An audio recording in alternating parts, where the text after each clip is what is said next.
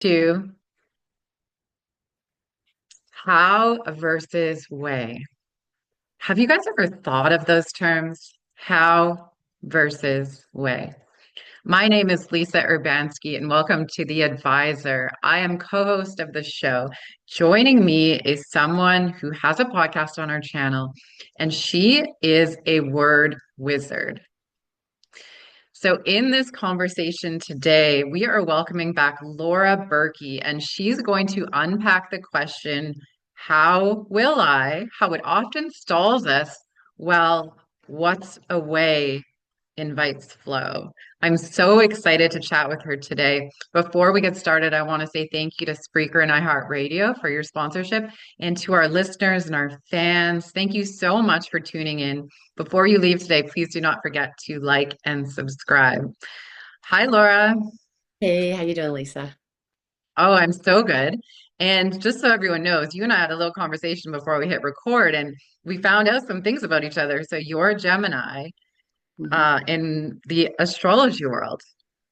Well, I'm a Gemini ascendant, but it's Okay. very dominant. Yes, and I'm a Pisces sun. Yep, And you've got some Virgo in you too. I do. I love my Virgo, actually, my Virgo moon. Yes, Yes, which and we you and I can can comment relate. later. Yeah, pardon me?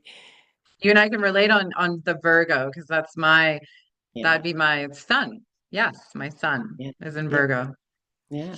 Oh my gosh. So how excited was I to meet with you today and have this conversation? The world is full of people who are struggling with language, with words, with what we tell ourselves, and when we're met with a challenge. So, can you introduce how versus way? What does that mean to you?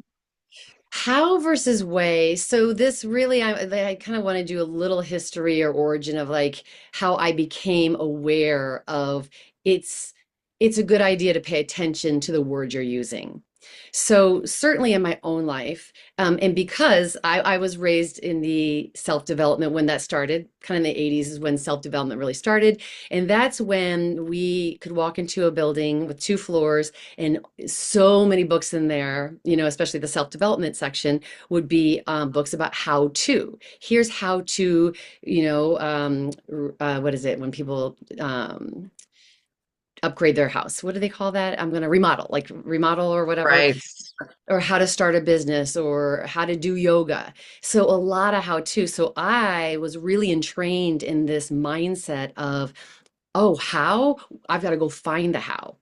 Somewhere out Mm, there is the how to do this. Someone's going to tell me how to do this. Okay. So, so I got way on the deep end on that and read books, tried to apply, meaning I intended to get the outcome. And while I would get some wisdom and get some good ideas, I really never felt truly effective or fruitful from the learning of the how. And then when I applied it, that I actually received such an outcome. So that was yeah, frustrating. Does it make sense? Do you relate with that? it makes so much sense. I'm picturing like myself with an IKEA piece of furniture, even like the instructions are there, but I'm lining everything up and it doesn't quite make sense. And then I'm like, but it's not working. And then in my head, I'm like, intuitively, I'm like, but I wonder if this moved here and this could work this way. But then my ego's like, nope, the instructions say you got to do it this way to put it together. So then I go back to that and follow that. So that's where I go with that for sure. Yeah, can relate. Yeah. Yeah, and there's so many spokes to this, what how does, and how it works. And so anyway, so this had become a habit, of going, when I wanted something, then how am I going to do this? And then I would look outside of me to go find the answer. And then as I started coaching clients, I saw they do the same thing. And so I could really relate with my clients because I'm like, oh, okay, so this is a very human thing. This is what we've all been conditioned to do. And I was seeing they were having the same struggles. They're not necessarily hitting the mark, crossing the red, yellow tape. It's not happening. Despite our effort, despite our passion and our zeal and our enthusiasm for what we want to achieve. So then, and I've done a lot of study or whatever. And I also love words and I love communication. So one day I was like, okay, Laura, have you read enough books? Like, I mean, literally, I had hundreds of books, literally hundreds of books. And a lot of those were business books because this is my early days of coaching. And I'm like, and no matter what, you're still not thriving. Yeah, You're not having the onslaught of clients and the income that you want. And so I kind of just like pushed that all out. And I'm like, okay. And I got a blank piece of paper. And I just said, okay, just between you and you, Laura, just between you and you, what are some ways you can do this? What are some ways you can invite or welcome or broadcast to the world that you exist? And this is before the internet, truly, before it exploded and all that. And there was, right. Yeah, social yeah. media stuff. So I just started writing down, and I said, Laura, anything goes. Even if it's an idea you would never do, or if it sounds ridiculous, anything goes. And as I had done that, I noticed something change in my whole system, the whole me. I felt the more I wrote down, the more energy started building inside of my body. The more I wrote down, the more truer or more the things that I was writing down were like ideas that I would actually do. Like I would actually do this versus when I would read a really smart book from some great expert. I'm like, I'd have to do that. And that would create nervousness or anxiety in me. But then I would do these things. I'm like, oh my God, this is a way that would work. And this is kind of fun. So everything changed. My vibration, I lightened up. And not even that I necessarily did the 50 things I wrote down and or maybe even any of them because it's a thing I've done many times, but that opened me up. It Yes, relaxed me. And so to use spiritual and energetic language, it expanded me and it absolutely opened me up. And if you are open, then you can receive. When you are yes. closed, when you're stressed and your head's down and you're narrowing in on one particular way to do it, you are constricted. So there really isn't, you can't really receive. You're not in the receiving Yeah. state.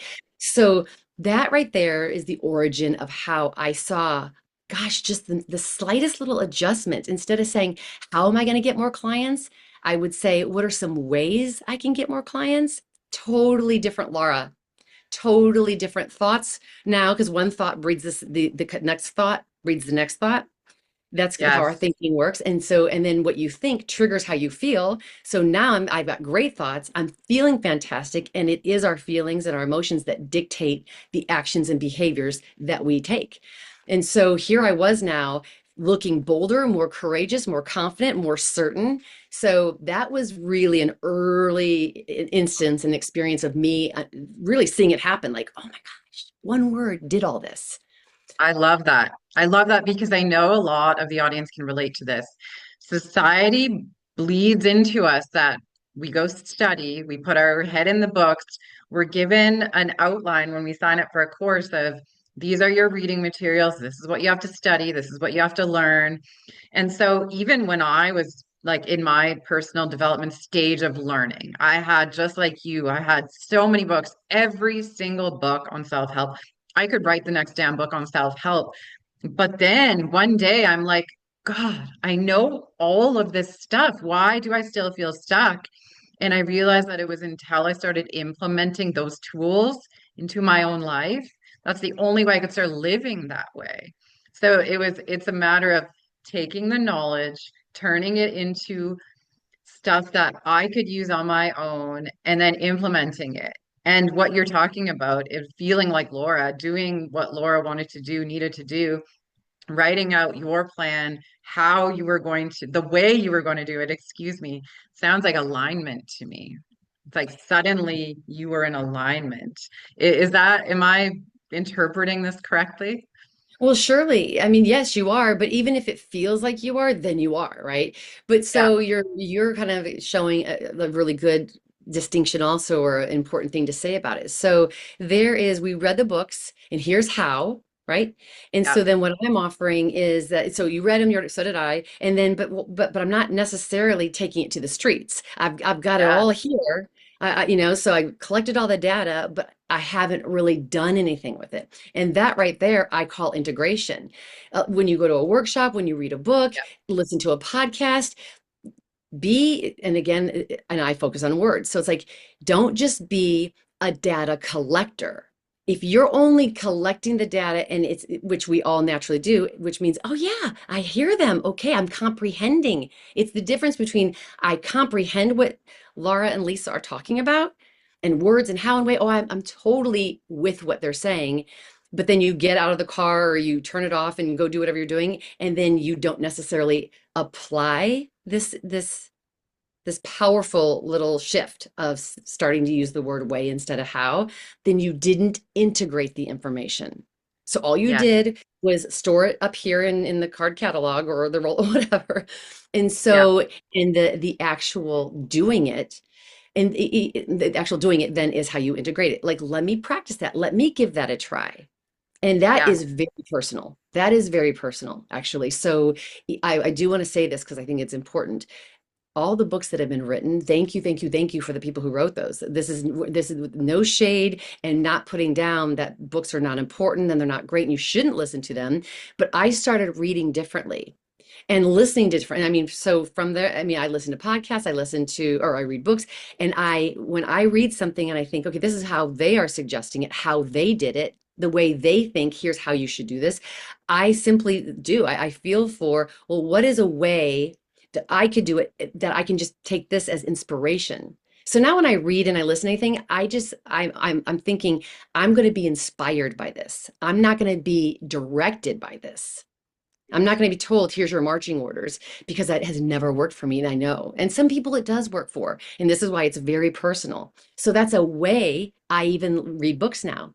I read a book or I listen to a thing to get inspired, not to be given orders, or instruction. Yeah. 100%, because that's just my way. And somebody else says, well, I totally do. I write down and I make a journal and I put graphs and whatever. And that's their way if that puts them into alignment. Yes. It's taking the information and using it in a way that works for an individual. Yeah. Yeah. Oh my gosh, amazing. And I love like your work with words. So I know I'm going to ask you this question. So I'm also a word person, and I very much believe what I speak out and what I put out, what I write down is very much the vibration I'm going to get back in my life, right? But then I get scared sometimes because something slips out and it's a negative word or it's a word that's not going to serve me, and I'm like, how do I take that back? Can you speak to that? Do you struggle with that? And how do we learn to, let that go, I guess? Yeah. Okay. Yeah. So there's four words that when I first really started to share this, because for a long time I kept it to myself and I just lived this way. I operated being very precise with the words that I use because I noticed I feel different when I use this word versus this word. Even if I'm almost saying the exact same thing, one word seems to, and I'm going to say this for effect, using this word seems to disempower. It seems to Yes. deplete me or droop me. I don't feel strong or in alignment or whatever. And when I use this word, I feel just bolder, bigger, more fortified, and so then I started so there were four words at the very beginning that I kept hearing in interviews that I would watch. Like I used to watch like Larry King and Barbara Walters and Oprah Winfrey. That was class time for me because I would really listen to how people talked. And I would hear in their stories words that were, just how different the words were, even in their story. Like when they were talking about this, and yeah, I had troubles and I was always trying. I was trying to build this company or I was trying to, win this race or whatever, and I just couldn't do it. And then one day I decided, and then it happened. I built a foundation or I won this thing or whatever. And I'm like, oh, so try even for this iconic figure in our culture, try disempower them, and when they decided, all of a sudden they achieved the big thing that they were going for. So I took notes and I started playing with that in my life, and sure enough, it had the same impact on me.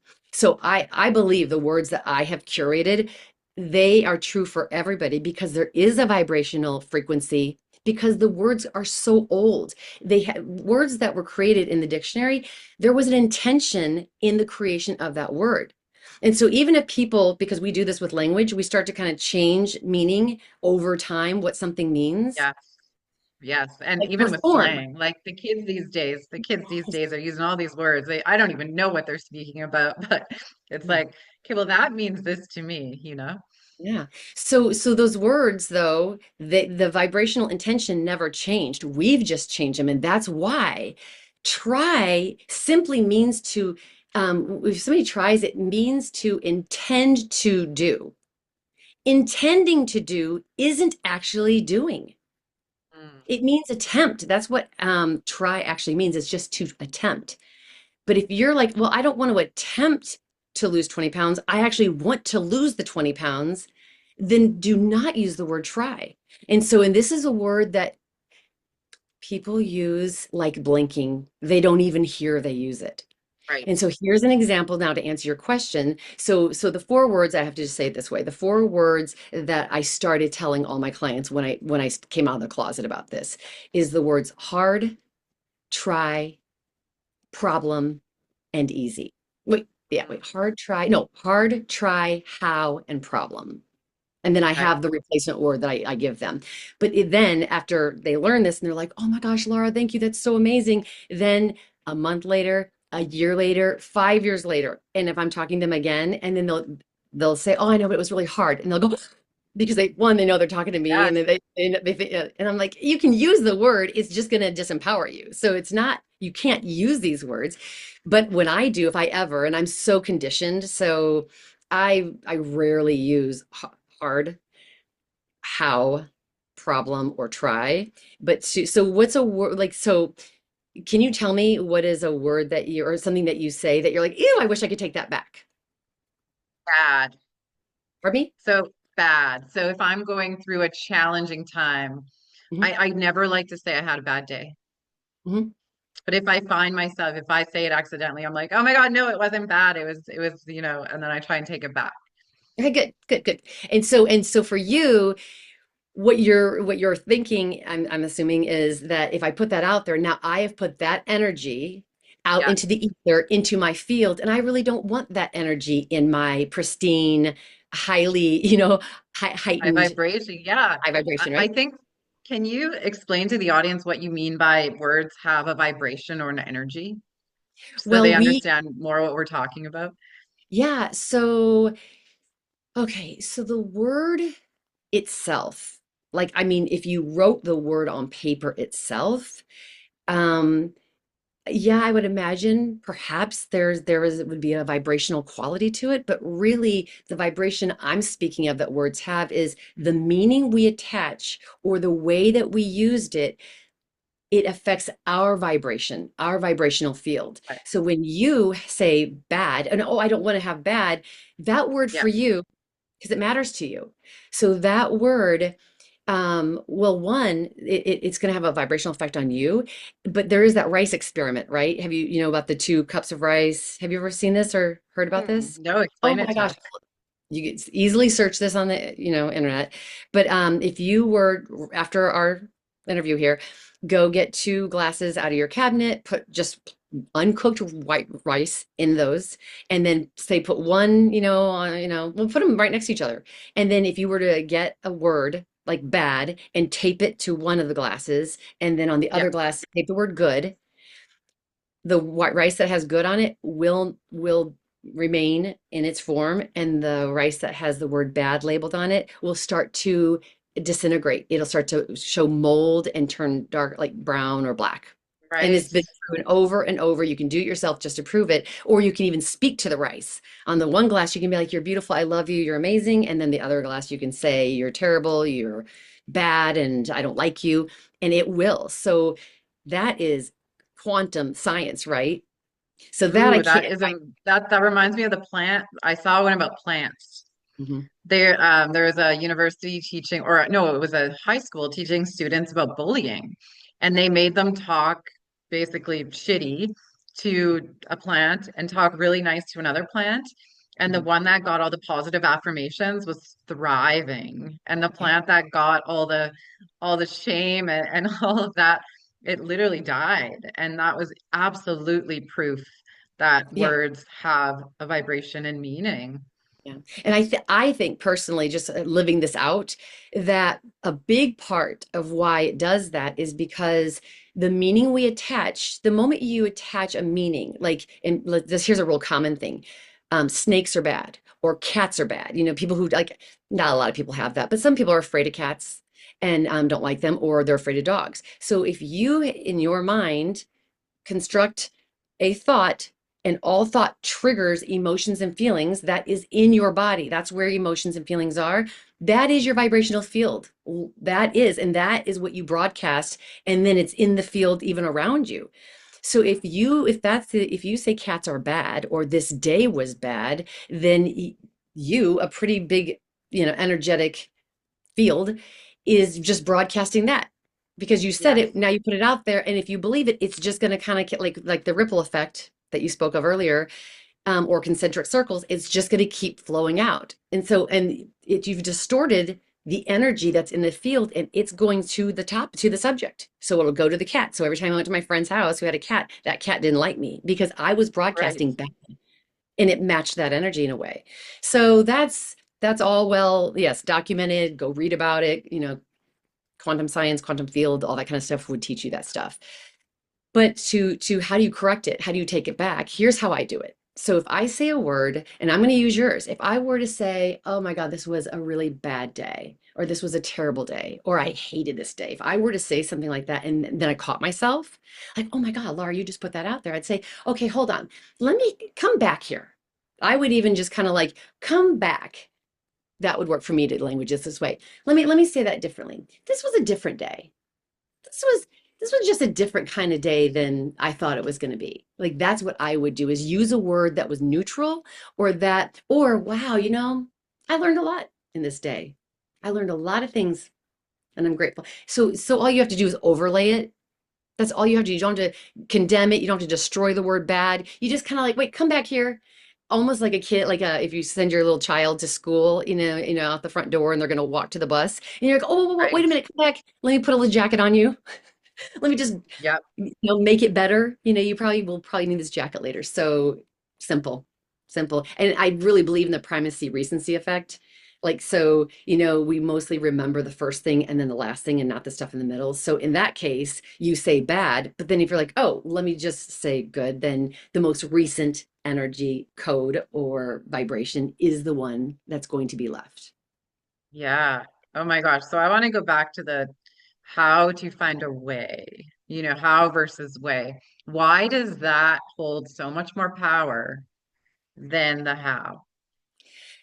Way, so there's a lot of reasons. There's a lot more than I'll probably be able to speak to, but in short, the fairy tale story of, I don't know which one it is, where the princess was going to something, no, I mean, no, not that one. The needle in the haystack. I don't even know what fairy tale story that Oh, is. is it the P? No, needle in the, oh That's what I yeah. was thinking. I was thinking that might be the same one, because I thought the same thing, and I'm like, it's not that, but something. There's a notion of you have to go find a needle that's in that haystack. That was part of the Okay. story, and to me, it's almost the body almost has that kind of reaction, and even to the thinking when you think, I've got to figure out how I'm going to, hit my income goals this year, or how I'm going to lose this next 20 pounds, or how am I going to pay for college next year for my graduating senior? How am I going to Yep. do that? What I've seen in others and myself is it just kind of creates an uptick in anxiety, Totally. stress, angst, uncertainty, which all start to break you down into lack of confidence, and even lack of clarity. And so then you kind of get mired down into, oh my gosh, I don't know, I don't know, I don't know, because you don't know how is what you think. Yeah. And that's also put you in a constrictive state. So now you're not even good to receive support and help because you're so kind of lost in this.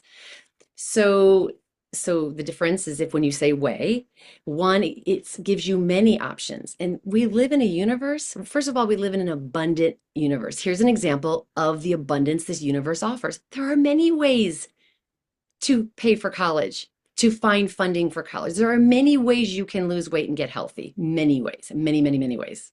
More and more and more every day, right? Because of what we got. So one, that's just natural law. So it opens you up, and then you get choice. And we are at our essence, and I know you know this. There is the ego self here, but we also have inhabited in us is our soul, our spirit. That's Mhm. really who we are. This That is who we are. And that is truly a free entity. We are, the energy is free. Our soul is free. It just happens to be housed in this body. And so Yes. it responds to feeling free. We are not meant to not be free. We are not meant to be limited. Our essence isn't. And so when you say way, that's why your higher self can come in, because it's like that, you got my number. That's where I stand up and come to the counter and do what I have to do. I can Mm, exist and live in expansion or in freedom, but I can't in this limited ego world with rules and all this stuff that we've kind of built our world the way we built our world. yes, yes. So, what advice would you give to the listeners out there who are looking for a way to change their frame of mind and start attracting, more abundance by use of words? What are So some very things they can do? Some first steps? it's so simple. Step one step, just step away from using the word how and instead use the word way. Now, anyone listening to this who's never heard this before, they are definitely going to, even today, they're going to hear themselves at some point be like, well, how am I going to get home on time? They're going to, it's, or, how should I, whatever it is, they will do it. And so there'll be a few steps. One is remember, remember the difference in when you speak the word how and use that word and when you use the word way. Just go back to your life, your own story, and see how that's shown to be true. So that's one, because you'll get proof. The proof is in the pudding. Like, oh my God, that did make me more confident and certain and clear. And there I went, and it kind of unfolded in flow and naturally. And it was amazing and it was fruitful. And whenever I've tried to like bang my head, how, nothing ever happened. I yielded no good harvest or no good fruit. So just remember that. And then also remember, okay, that's right. I just heard this podcast about how and way. And let me just if I heard myself say how, let me back up and say, wait, come back here. Let me try this instead, or let me use this word instead. What way? And just do it. Like we said earlier, just do the thing you learned. Don't just hear it and then, store it in your head and then practice it. And here's what I know to be true. When you actually experience is also in the body. When you experience the effect of using the word way, it tastes pretty darn good.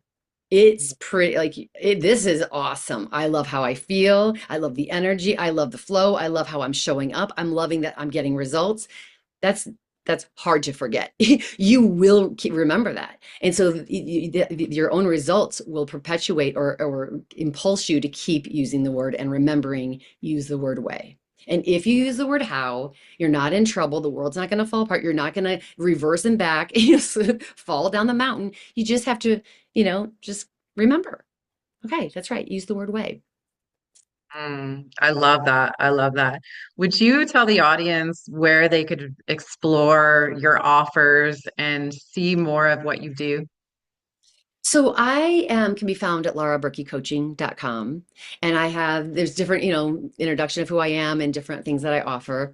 And really just fill out my contact form with any question, anything at all about, how what I do could help them. And I will reply immediately. And then we would take it from there. Amazing, amazing. It was so much fun talking to you today, and thanks for finding a way to make it here today. Thank you, Lisa. Do you have any last minute thoughts for the audience? Nope, I'm pretty good. I'm good. Amazing, amazing. And to our audience, thank you for tuning in. Laura so brilliantly just emphasized how powerful the words we use are.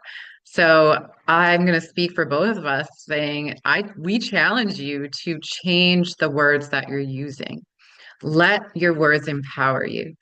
Until next time, I'm Lisa Urbanski with The Advisor, and you just heard from Laura Burkey. Make sure to go back and listen to our past episodes because they are brilliant and they give even more tips on different behaviors that we can do to enhance our well being. Have a good day, everyone.